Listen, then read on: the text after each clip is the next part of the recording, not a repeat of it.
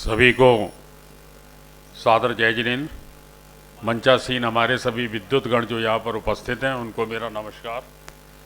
साथ ही साथ इतने भिक्षुगण उपस्थित हैं और हमारे संभ्रांत जो लोग उपस्थित हैं, विभिन्न धर्मों से आए हुए जो लोग हैं, उन सभी को मैं सादर नमस्कार करता हूँ। विषय है आज पुस्तक विमोचन का, और सुबह से मैं कई लोगों की बातों को सुना हूँ और ऐसा लगने लगता है कि ये किताब क्यों लिख दी गई, क्या ज़रूरत थी लिखने की। त्रिपिटक जैसा ग्रंथ पड़ा हुआ है, फिर ये किताब क्यों लिख दी गई। हमारे पास बुद्ध की कितनी फिलॉसफी किताबों में, यूनिवर्सिटी विश्वविद्यालयों में मौजूद है, तो फिर एक बुद्ध की बात क्यों और लिख दी गई। देखिए, विषय लगता है कि क्यों लिख दी गई। कहीं से किताबें ली होंगी, कहीं से कलेक्शन किया होगा, कहीं से रख दिया होगा, कहीं से लिख दिया होगा, लेकिन मैं आपको बेसिक और फंडामेंटल चीज़ जो होती है किताब लिखने की, उस तरफ ले चलता हूँ। और ये फंडामेंटल चीज़ होती है कि हर युग में, हर काल में, हर क्षेत्र में भाषाएं अलग अलग होती जाती हैं। लोगों की समझ कुछ बिखरती है, कुछ समेटती है। कुछ लोग अहिंसा का स्वरूप जो महावीर और बुद्ध के युग में समझते थे, क्या अहिंसा का वो युग इस समय है? उत्तर मिलेगा नहीं है। क्या सत्य का वो रूप इस समय है? नहीं है। क्या शील का वो गुण इस समय है? नहीं है। तो निश्चित रूप से प्रासंगिक विषय को उठाने के लिए उन महापुरुषों के नाम को लिया जाता है जिनके संबंध में पुस्तक की रचना की जाती है। और शायद मुझे ऐसा लगता है कि हमारे द्विवेदी जी, दिव्य जी, वो साकेत में या अयोध्या जिसमें भी रहे, उनकी भावना निश्चित रूप से ये जुड़ी होगी कि मर्यादा पुरुषोत्तम अगर राम है तो क्यों नहीं मर्यादा पुरुषोत्तम बुद्ध है। क्या अंतर है दोनों के अंदर, ये निश्चित रूप से उनके अंदर भावना आई होगी। और जब ये भावना आती है तो एक मन में चीत्कार उठती है और आत्मा से समागम करती है। आत्मा के उस समागम में जो चीज़ निकल के आती है, जो चीज़ चारों ओर बिखरती है, जो अहिर्निश किरणों के समान होती है, उसका नाम होता पुस्तक। ये साध्य चीज़ है, ये आप आराम से नहीं लिख सकते। सब कह देते अरे क्या लिखा है इस किताब में। अरे किताब का प्राक्तन 2 शब्द जो लिखे जाते, प्रीफेस लिखा जाता, उसे पढ़ तो लो, आपको उसके बारे में ज्ञान होगा किताब में क्या लिखा है। और ऐसे ही दूसरी पुस्तक में भी सुबह कहा गया कि ये अगर ग्रंथ पढ़ा जाएगा तो आपको आगे का रास्ता खुल जाएगा। अर्थात ये कोशिश की गई है करुणा जी द्वारा कि उस ग्रंथ के अंदर वो सारी चीजें आ जाएं जो बुद्ध के जीवन काल को याद दिलाते, बुद्ध के समय को आज के परावर्तन में भी देखने की क्षमता रखती हो। ऐसा दर्पण लगाने की कोशिश हमेशा कोई भी लेखक करता है। और आज ये सबसे अच्छी बात यह है कि भगवान बुद्ध का जो देशना है, उपदेश है, जो उनकी शिक्षा है, जो उनका ज्ञान सरोवर है, वो दिव्य और करुणामय है। आज यहाँ दिव्य और करुणा का समागम हुआ है 2 पुस्तकों के माध्यम से।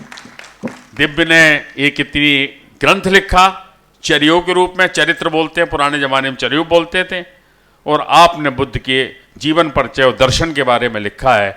तो मैं समझता हूँ दिव्य करुणा का स्रोत आपके ऊपर अपनी कुछ छींटे गिरा देगा तो हमारा राष्ट्र सुधर जाएगा। और जहाँ पर होती पंथ निरपेक्ष की बात, जहाँ पर होती धर्म, देखो भैया, आप सब लोग हमारी तरह हो, सबके अंदर एक आत्मा विद्यमान है, एक शरीर है, और शरीर है जो जिसको सबने कह दिया, वो चाहे जिस काल में जाइए, जैन काल में जाइए अनादि अनंत है, वैदिक काल में जाइए अनादि अनंत है, बुद्ध का भी स्वरूप अनादि अनंत होगा। हम लोगों ने बुद्ध को पकड़ पाया, लेकिन उससे पहले भी जरूर बुद्ध हुए होंगे। ये मेरी कल्पना है, मेरी अभिकल्पना हो सकती है। सबने एक ही तो संदेश दिया है कि अगर अपनी आत्मा को आप शुद्ध रख सकते हैं तो पहले शरीर रूपी पर्याय को शुद्ध करना होगा। काय शुद्ध होगी तो मन शुद्ध होगा, और मन शुद्ध होगा तभी वचन शुद्ध होगा।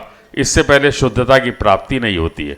मैं बहुत बड़ा ज्ञान नहीं दे रहा हूं, केवल इतनी सी बात कह रहा हूं, यही तो ज्ञान अर्जित किया था। तथागत बुद्ध ने अपने बाल्यकाल से यही तो ज्ञान अर्जित किया था, भगवान महावीर ने अपने बालकाल से। दोनों ही क्षत्रिय वंशज, दोनों ही राजाओं के पुत्र, और दोनों ही घर द्वार छोड़ के चल देते हैं। जरा ध्यान दीजिएगा, अंतिम बात पे आ रहा हूं। भगवान महावीर और बुद्ध तो राजभवन को छोड़ के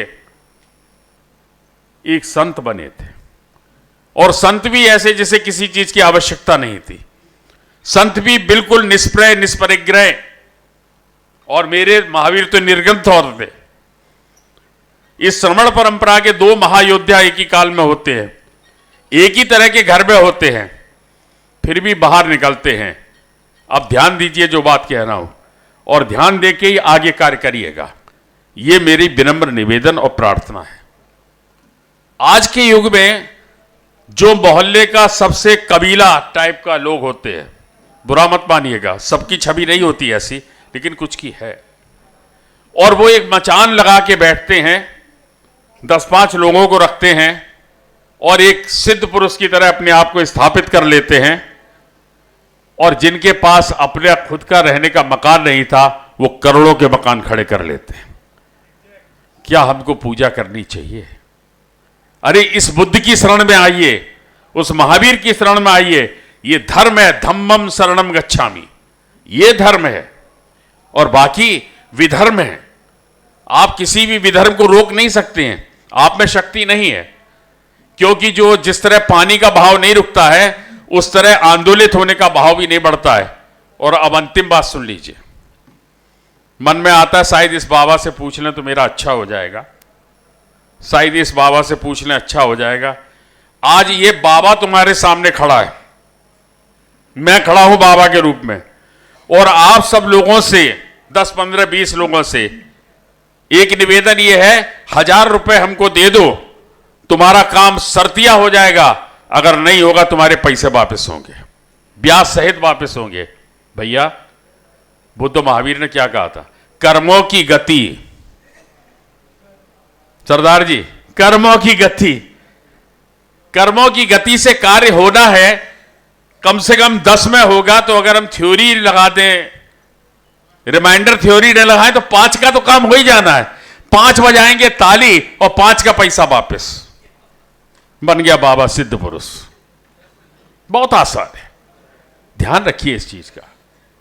व्यक्ति से समाज और समाज से राष्ट्र का निर्माण होता है।